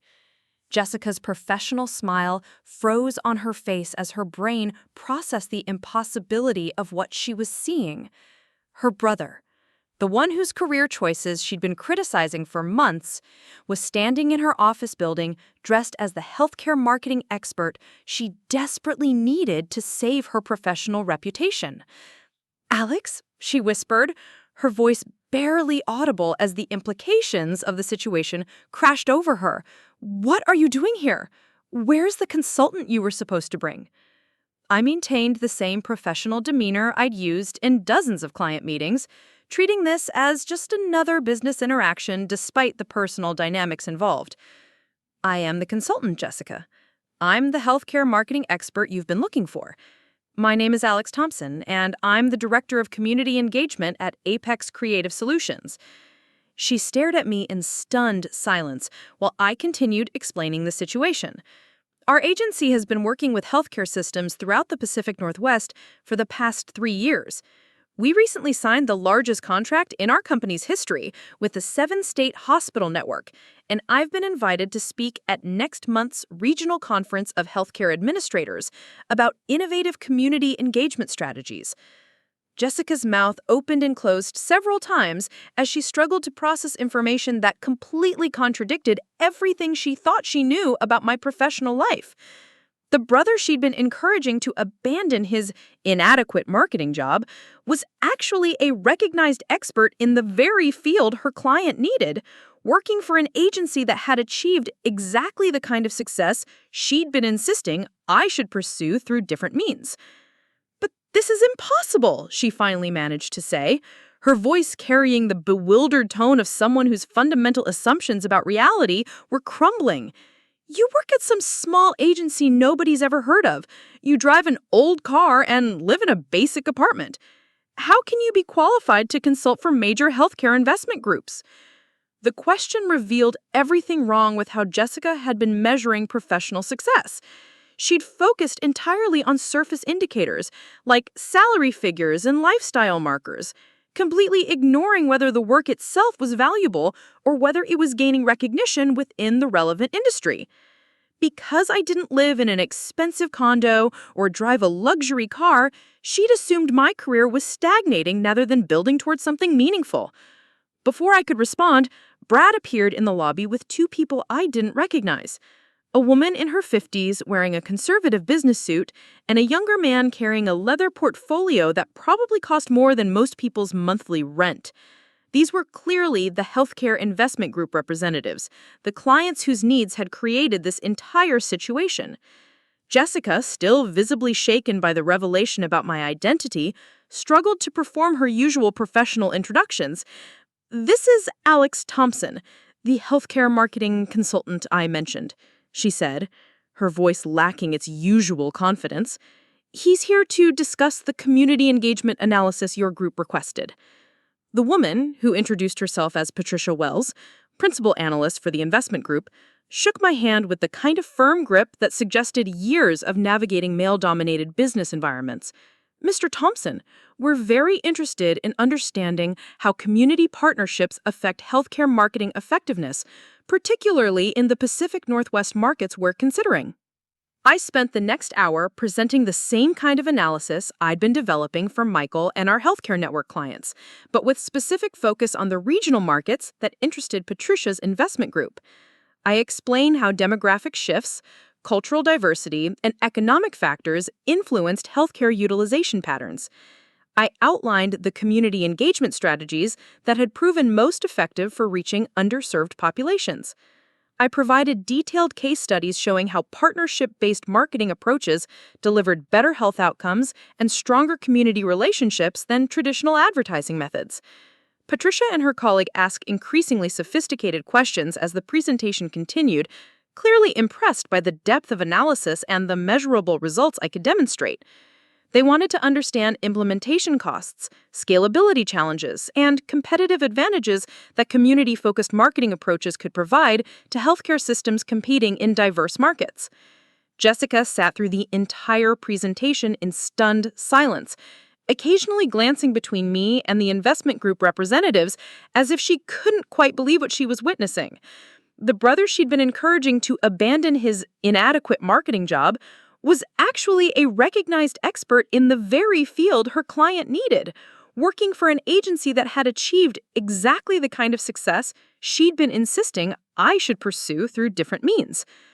"But this is impossible," she finally managed to say, her voice carrying the bewildered tone of someone whose fundamental assumptions about reality were crumbling. "You work at some small agency nobody's ever heard of. You drive an old car and live in a basic apartment. How can you be qualified to consult for major healthcare investment groups?" The question revealed everything wrong with how Jessica had been measuring professional success. She'd focused entirely on surface indicators, like salary figures and lifestyle markers, completely ignoring whether the work itself was valuable or whether it was gaining recognition within the relevant industry. Because I didn't live in an expensive condo or drive a luxury car, she'd assumed my career was stagnating rather than building towards something meaningful. Before I could respond, Brad appeared in the lobby with two people I didn't recognize. A woman in her 50s, wearing a conservative business suit, and a younger man carrying a leather portfolio that probably cost more than most people's monthly rent. These were clearly the healthcare investment group representatives, the clients whose needs had created this entire situation. Jessica, still visibly shaken by the revelation about my identity, struggled to perform her usual professional introductions. "This is Alex Thompson, the healthcare marketing consultant I mentioned," she said, her voice lacking its usual confidence. "He's here to discuss the community engagement analysis your group requested." The woman, who introduced herself as Patricia Wells, principal analyst for the investment group, shook my hand with the kind of firm grip that suggested years of navigating male-dominated business environments. "Mr. Thompson, we're very interested in understanding how community partnerships affect healthcare marketing effectiveness, particularly in the Pacific Northwest markets we're considering."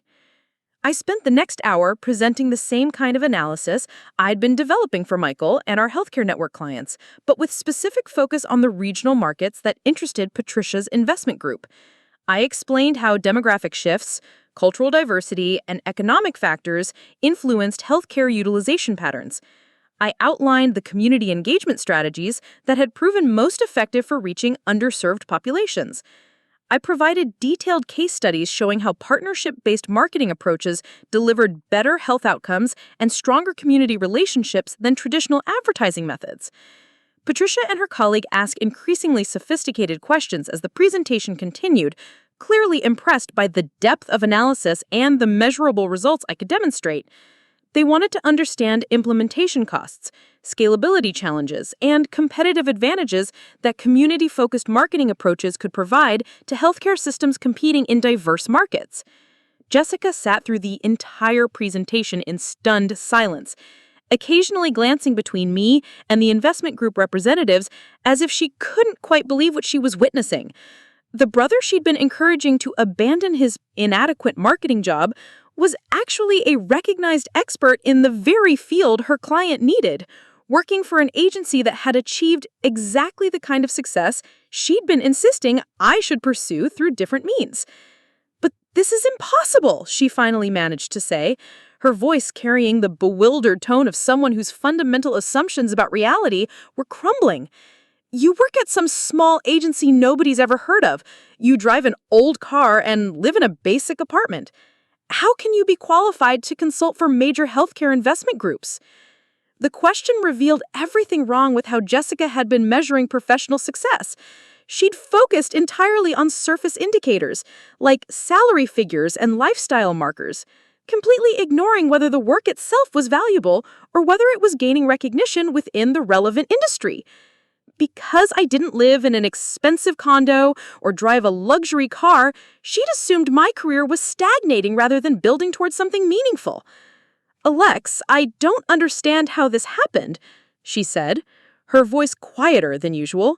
"How did you become an expert in healthcare marketing?" Without me knowing. How did your small agency land contracts with major hospital networks? How are you qualified to consult for investment groups when I've been telling you for months that you needed to upgrade your career? The questions revealed the fundamental disconnect between Jessica's understanding of success and the reality of what I'd been building at Apex Creative Solutions. She'd been so focused on surface indicators and social positioning that she'd never bothered to understand the substance of my work or the recognition it was gaining within the healthcare industry. "I've been trying to tell you about my job for years, Jessica," I said, keeping my voice calm despite the frustration I felt about her willful ignorance of my professional life. "But every time I mentioned community health programs or nonprofit partnerships, you changed the subject to talk about salary figures or networking opportunities. You never wanted to hear about the actual work I was doing." She sat back in her chair, looking genuinely bewildered. "But Michael Rodriguez? Your boss?" I've never heard of him in any of the business circles I move in. How can he be running a successful agency if nobody in Portland's professional community knows who he is? That question perfectly illustrated the limitation of Jessica's networking-focused approach to understanding business success. She'd assumed that if someone wasn't visible at cocktail parties and charity events, they couldn't be accomplishing anything significant in their field. She had no idea that Michael was rapidly becoming one of the most respected names in healthcare marketing, precisely because he focused on results rather than self-promotion. Michael Rodriguez is a keynote speaker at healthcare marketing conferences throughout the country, I explained. He's published articles in industry journals and serves on advisory boards for several major hospital systems. The reason you haven't heard of him is that he doesn't attend real estate networking events or charity auctions. He builds his reputation through professional excellence rather than social positioning. Jessica absorbed this information with visible difficulty, as if I was describing a completely foreign approach to career advancement. In her world, professional success was inseparable from social visibility. The idea that someone could achieve significant influence and recognition while remaining unknown to her circle of contacts didn't fit her understanding of how business worked. As we prepared to leave the conference room, Jessica made an admission that surprised me with its honesty. "Alex, I owe you an apology that goes way beyond just this meeting. I've been completely wrong about your career, your friends, and apparently your boss. I thought I was helping you by encouraging you to network your way into more prestigious opportunities. But you were already building exactly the kind of professional reputation I thought you needed to pursue through different means." The apology was more genuine than I'd expected, but it also revealed how little she'd actually understood about my priorities and values.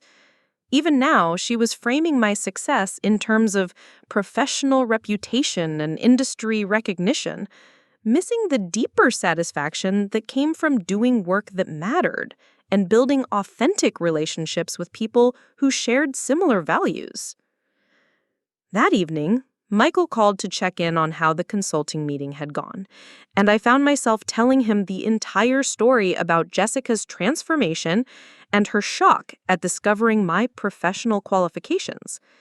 He listened with the kind of amused interest that successful people often show when hearing about others' misconceptions of their work. "Alex, this is exactly why we focus on substance over appearance," he said, his tone carrying the wisdom of someone who'd learned these lessons years earlier. "Your sister got caught up in measuring success through surface indicators rather than understanding what actually creates value in our industry. The work speaks for itself, and the recognition follows naturally." He was right, of course.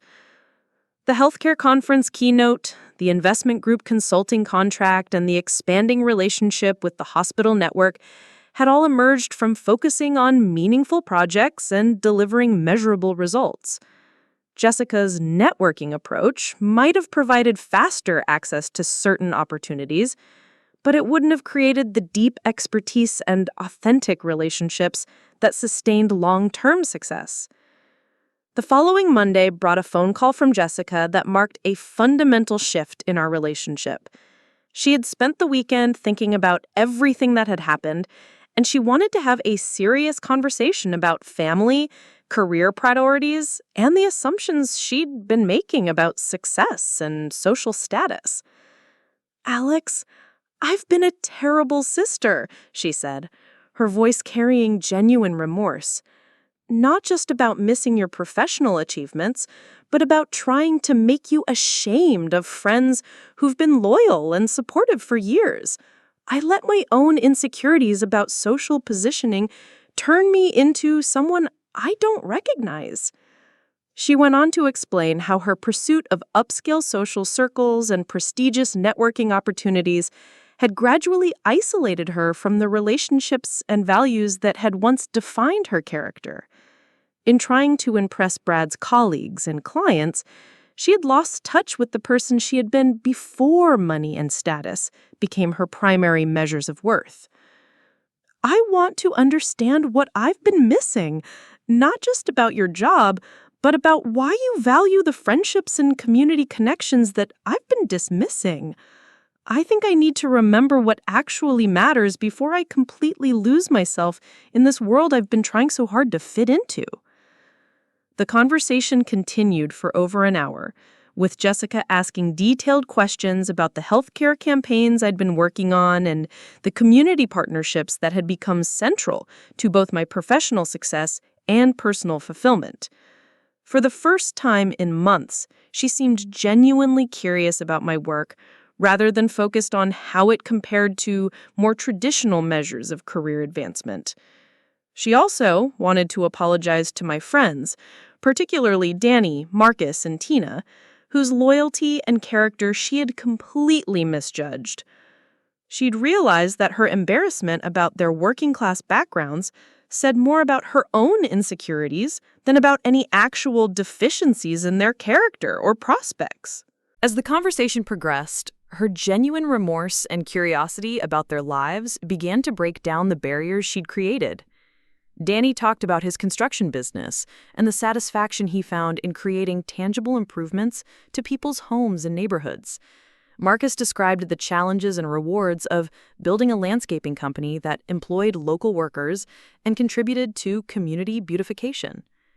Tina shared her experiences in nursing school and her excitement about entering a profession focused on helping people during their most vulnerable moments. By the end of the evening, Jessica was asking thoughtful questions about their work and acknowledging the value and dignity of careers she'd previously dismissed as insufficiently ambitious. She seemed genuinely impressed by their expertise in their respective fields and their commitment to serving their communities through skilled labor and professional dedication. The transformation wasn't complete overnight, but Jessica began making changes to how she approached both her professional and personal relationships.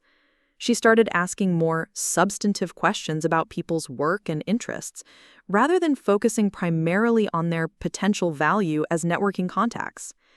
She became more critical of the superficial social events that had been consuming her time, recognizing that many of these gatherings were more about performance than genuine connection. Most importantly, she began rebuilding her relationship with our parents, apologizing for the pressure she'd put on them to change their lifestyle and social circle to accommodate her new professional image.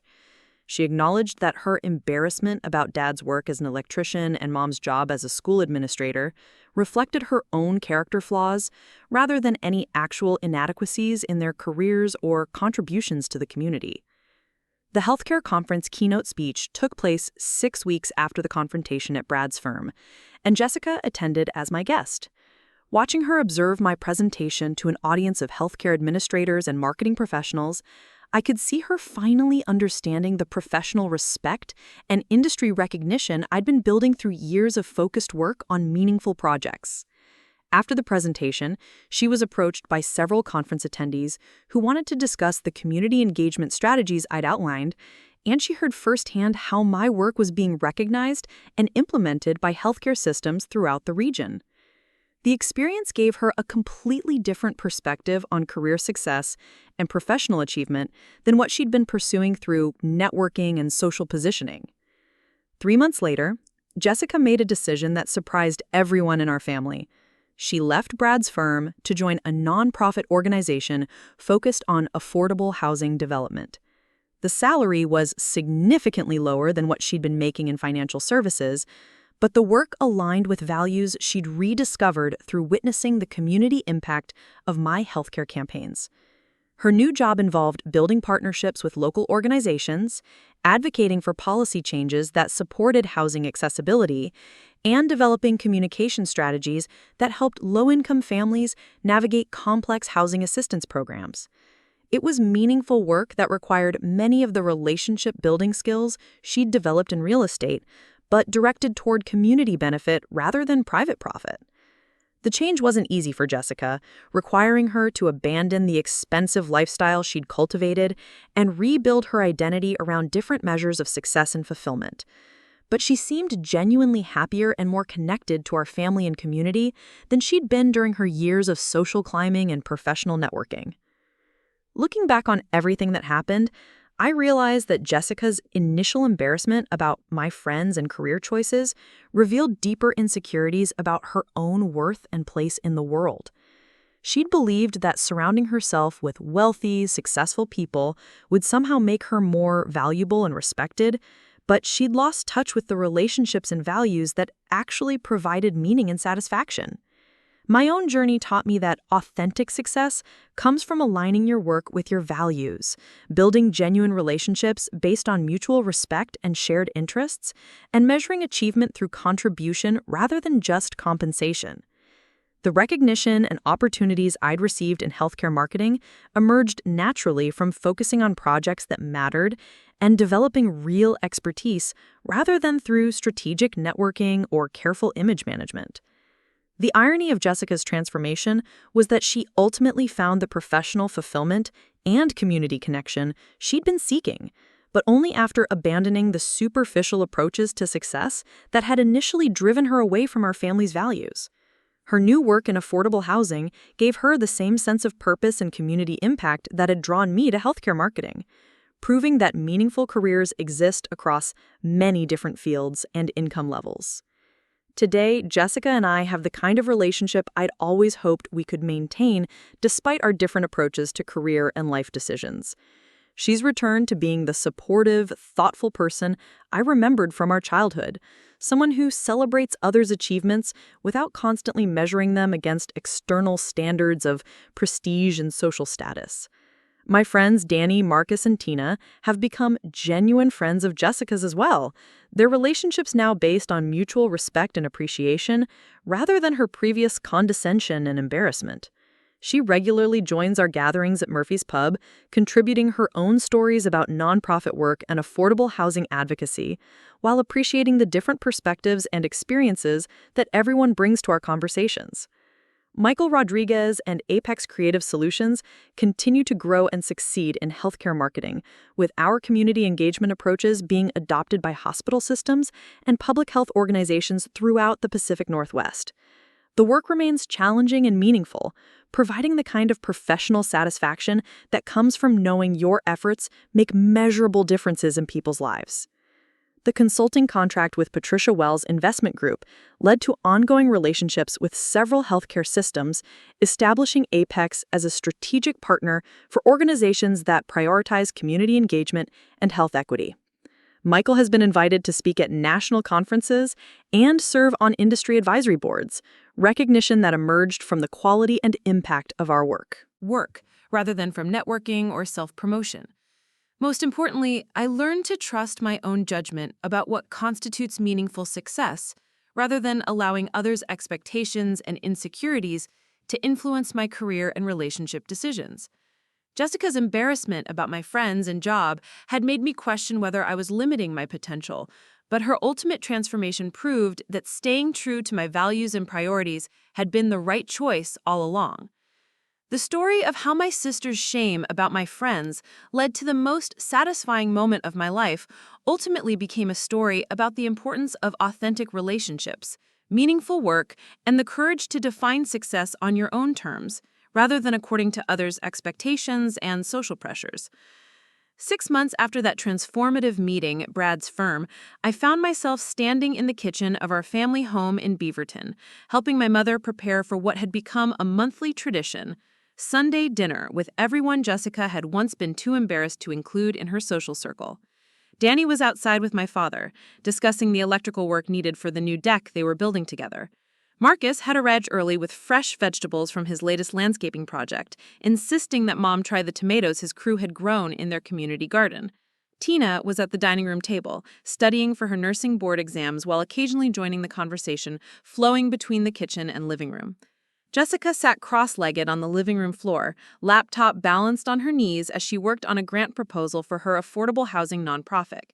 She'd been at it for hours, completely absorbed in crafting language that would convince a foundation to fund a new initiative for homeless veterans.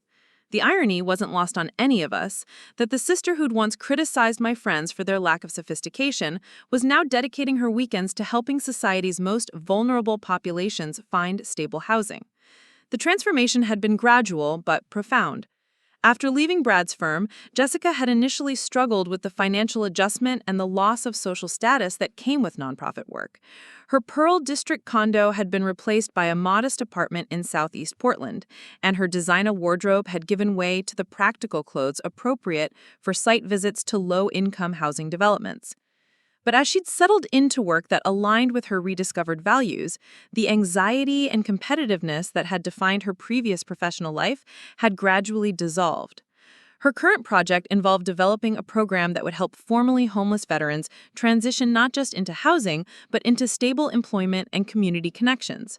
She'd been working closely with local organizations, learning about the complex web of services and support systems that people needed to rebuild their lives after experiencing homelessness. The work required exactly the kind of community engagement and partnership building that had become central to my healthcare marketing campaigns, and Jessica often called to discuss strategies and share insights from our parallel experiences in mission-driven work. The evening took on special significance when Jessica announced that her grant proposal had been accepted, securing funding for a 3-year pilot program that would serve over 200 veterans throughout the Portland metropolitan area.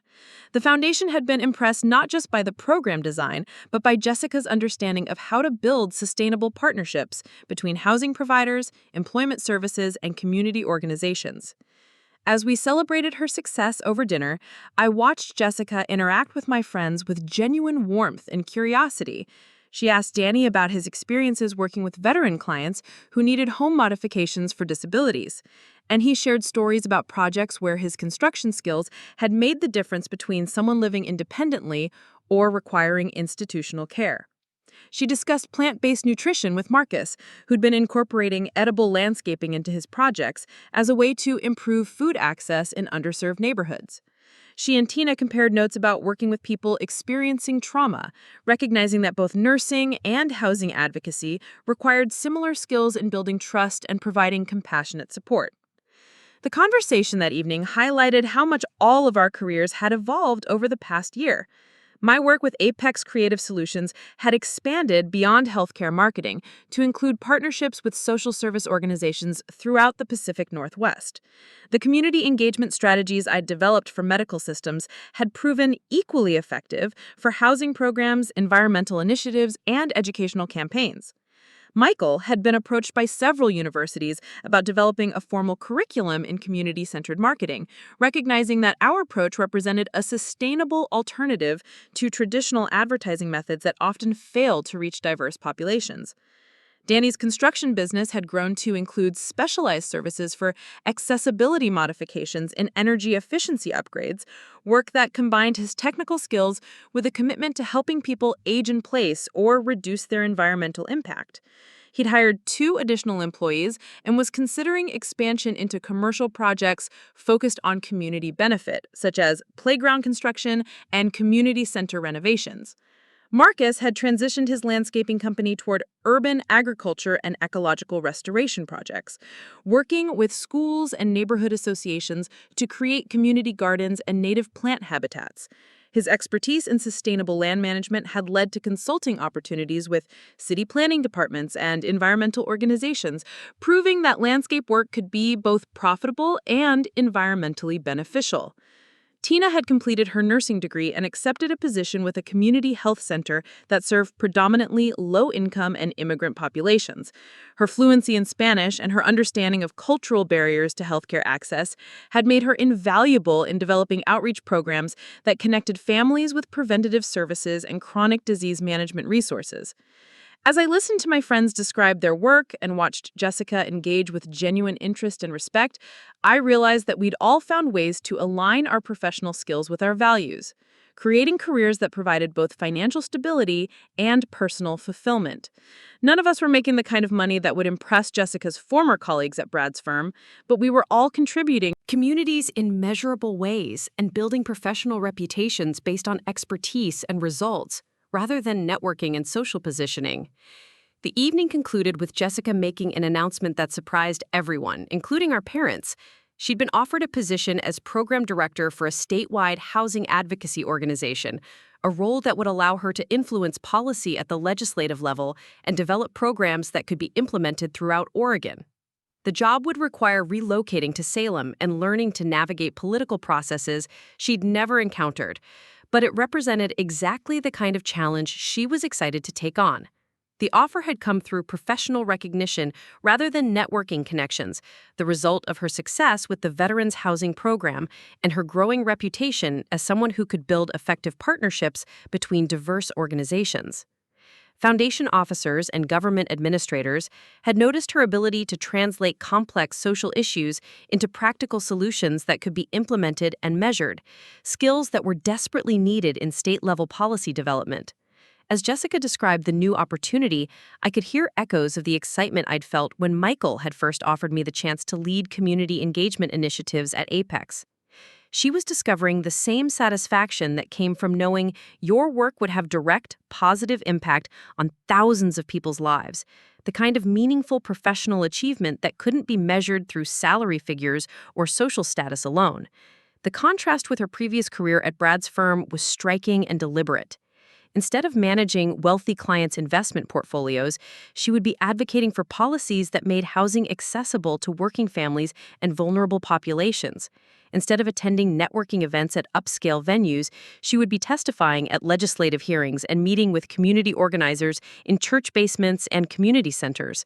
Instead of measuring success through commission percentages and client acquisition metrics, she would be tracking housing placements, policy changes, and measurable improvements in housing stability for low-income Oregonians. Our parents' pride in Jessica's transformation was evident throughout the evening, though they were careful not to criticize the choices she'd made during her years at Brad's firm. They understood that her pursuit of financial success and social status had been motivated by genuine desires for security and recognition, even if those goals had temporarily led her away from the values they'd tried to instill during our childhood. Dad, in particular, seemed pleased that Jessica had rediscovered respect for the kind of work he'd been doing throughout his career as an electrician. Her housing advocacy had given her direct experience with the skilled trades that made safe, comfortable housing possible, and she'd developed genuine appreciation for the expertise and dedication required to build and maintain the physical infrastructure that people depended on. She no longer saw manual labor as somehow beneath her family's dignity, but as essential skilled work that deserved respect and fair compensation. Mom had been following Jessica's career transition with the kind of supportive attention she'd always provided, but I could tell she was particularly proud that both of her children had found ways to use their education and professional skills in service of community benefit. She'd never pressured us to pursue any particular career paths, but she'd consistently emphasized the importance of work that contributed something positive to the world, rather than just generating personal wealth. As the evening wound down and my friends prepared to head home, Jessica pulled me aside for a conversation that had been building throughout the months since her career change. She wanted to acknowledge not just the professional mistakes she'd made in dismissing my work and my friends, but the deeper character flaws that had led her to measure people's worth through superficial indicators, rather than recognizing their actual contributions and character. Alex, I need you to understand that what I put you through wasn't just about career advice or social expectations, she said, her voice carrying the weight of genuine self-reflection. I was asking you to abandon the people who knew you best and loved you most because their friendship made me feel insecure about my own choices. That's not just wrong, it's cruel. She continued, explaining how her pursuit of upscale social circles and prestigious networking opportunities had gradually eroded her confidence in her own worth and judgment. In trying to impress people whose approval was based entirely on wealth and status, she'd lost touch with the values and relationships that had once provided genuine satisfaction and meaning in her life. The irony is that I thought I was helping you achieve success by encouraging you to network your way into better opportunities, but I was actually trying to get you to abandon the exact qualities that made you successful in work that actually mattered. Your loyalty to your friends, your commitment to community benefit, your willingness to measure achievement through contribution rather than compensation. Those were strengths, not obstacles. Her apology was more comprehensive than I'd expected, acknowledging not just the professional misunderstandings, but the personal damage she'd done by trying to make me ashamed of relationships that had shaped me into someone I was proud to be. She recognized that her embarrassment about my friends had reflected her own insecurities rather than any actual deficiencies in their character or prospects. But I also want you to know that watching your career develop and seeing the respect you've earned in healthcare marketing has taught me something important about authentic success, she added. You didn't achieve recognition by performing affluence or strategically positioning yourself socially. You built expertise, delivered results, and earned trust through consistent work on projects that mattered. That's a much more sustainable and fulfilling approach than anything I was pursuing at Brad's firm. The conversation continued as we cleaned up after dinner, with Jessica asking detailed questions about my current projects and sharing insights from her housing advocacy work. We'd developed a genuine professional friendship in addition to rebuilding our sibling relationship, recognizing that our different areas of expertise often intersected in ways that benefited both of our careers.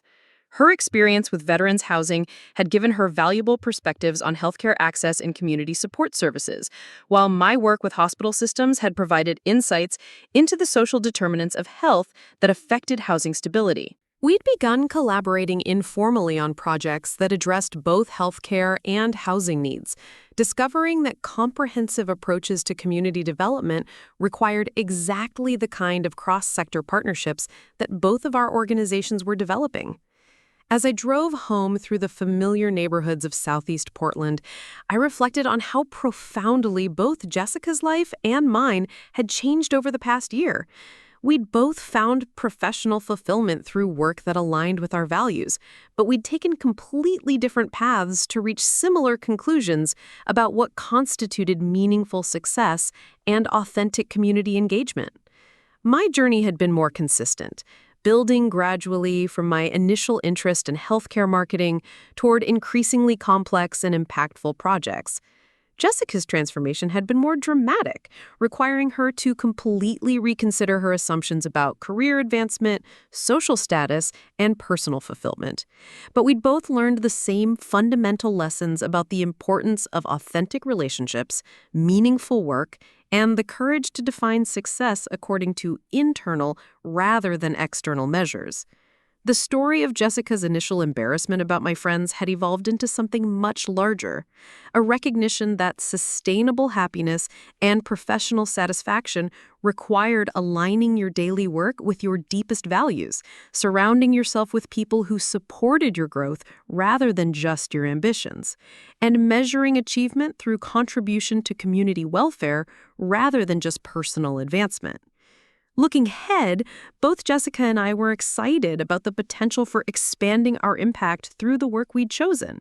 Her move to statewide housing policy would allow her to influence legislation and programs that could affect thousands of families throughout Oregon.